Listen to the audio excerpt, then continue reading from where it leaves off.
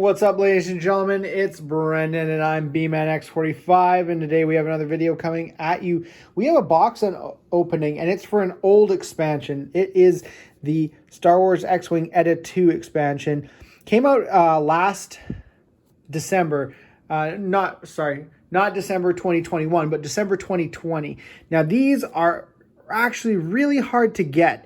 I picked up 2 on release. I wanted a total of 4, and the reason is because the hyperspace ring works for not only the ETA-2, but it works for the Delta 7, which was the original Jedi Starfighter that they released for the Republic faction, as well as the V-Wing that was released alongside the ETA-2. And I wanted to get at least 4 copies so that I had 4 of the hyperspace rings. It's a great ship, and having 4 of it isn't a bad thing. It's not amazing, but the hyperspace rings are really cool. And so I thought I'd do an unboxing because this took a year for my game store to get. It was back order. So I got the 2 at Christmas time on pre-order. Decided, hey, Christmas is coming up. Why not, see if anyone wants to pick me up the other 2 for Christmas. So I didn't buy the other 2 with the intention that I'd buy them after Christmas if I didn't get them. So what happened is I didn't get them, obviously, and I wanted 2 more, and my store managed to get 1 in, and the last one just sat and no stock and no stock and no stock. So I finally got it over a year later and decided, why not do a box opening, because there hasn't been a lot of X-Wing stuff lately. And I'm probably going to be doing a box opening tomorrow for the Pride of Mandalore packs. They came into my store today, so they have those there. So that's kind of cool. I don't think the others, I went on their site, and I think the other expansions are coming out late April, because it says, the 25th for the Pride of Mandalore, but it says April 30th for the Gauntlet Fighter and for the Razor Crest. And then they haven't even put up the Cad Bane ship pack that they announced on AMG's website.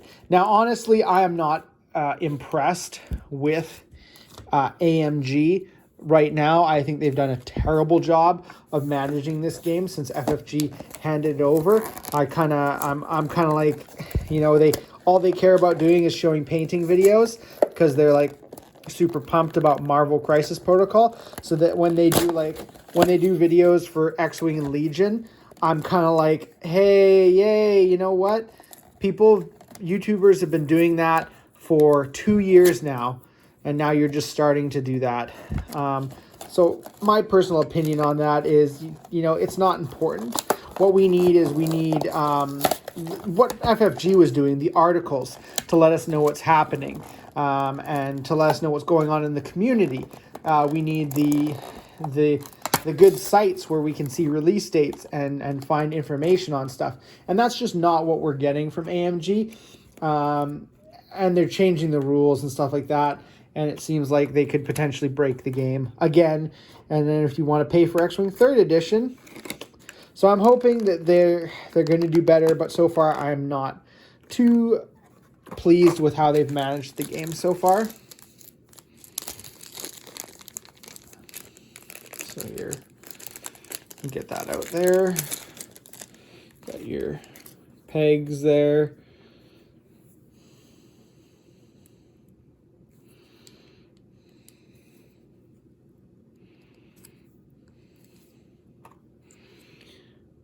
So I always like to check how the peg sits.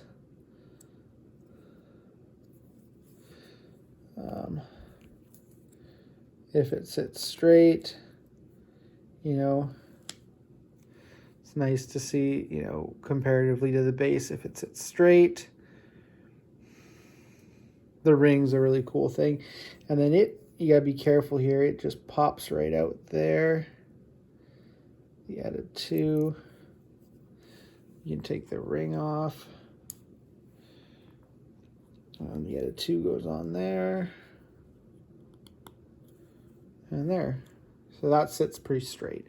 So I always like to see, because sometimes they put the pegs in cocked, and that's kind of, it's always nice to take a look at the paint job too and see how that's doing. I really like how they did the engine glow in 2.0. That kind of was an artistic add-on, which was kind of nice. Kind of brings a little bit of color and life to the model. So that's kind of really cool. And then there, I'll give a close-up of the hyperspace ring. It's got, yeah. And like I said, yeah, all the 3 ships fit in there, so that's really cool. You got your pilots. So you got, oh, my bad. So you got Anakin, your rank 6, Obi-Wan. They're only good together. So literally, they're garbage. They're cool, but like, that's like over half your list in points, which is not good. It's not good, unfortunately. So that's the sad thing. I much prefer Leia and Shakti. I think they're both really cool, have really cool abilities. Leia, when an enemy ship in your front arc is at range 0 to 1, performs an attack. If the defender may change a blank result to an eyeball result. So basically gives you some defense for your other ships. And then the intuitive controls during the system phase, you may perform a purple barrel roll or boost action. So it's kind of like the supernatural reflexes, and you just got to use one of your force charges basically in order to get it. The ship's got, the 3 bullseye arc, 2 outer arc, the 3 defense roll, and 3 hull. So it's like a tie. And then, so it dies really easily. And then the 2 force charges for that. You got 3 for these guys. You pretty much got every action of the main ship actions. And then the purple target lock. And then Shakti has the ability at the start of the end phase. You may spend any number of charges to choose that many friendly ships. At range 0 to 2, each chosen ship does not remove 1 focus or evade token. So it gives you that action economy. If you don't use them, you can just continue it. You got Yoda. Yoda's kind of cool. He's good if you're going to play a lot of generics. And then you have your Jedi General and your Trans-Galmag control link. So, and then I don't think you get anything special. You get Jedi Commander, whatever. That's Extreme Maneuvers, R2-D2, and the Slurry Ring. Yeah. So, and the ring kind of makes it so that you can beef up your thing. So it gives you 2 shield and a hull. So it basically turns you into an X-Wing at that point. And it gives you an extra defense. So,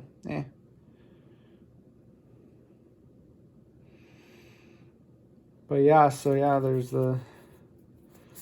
that, and you basically can start with it, basically hyperspace jump it in to the field. So it's kind of like almost like what's his name? It's I can't remember the card. It's not the one I'm thinking of. I'm thinking of the Houndstooth pilot that you can fly off the board and fly back in it anywhere on that side of the board. That's pretty busted. So that's kind of cool. So those are the cards for it. And then you get your tokens, your stuff like that. So it's all pretty simple. Really, really cool model, and honestly one of my favorite ships, just because I love the whole Republic faction, and I hope we get more cool ships for them.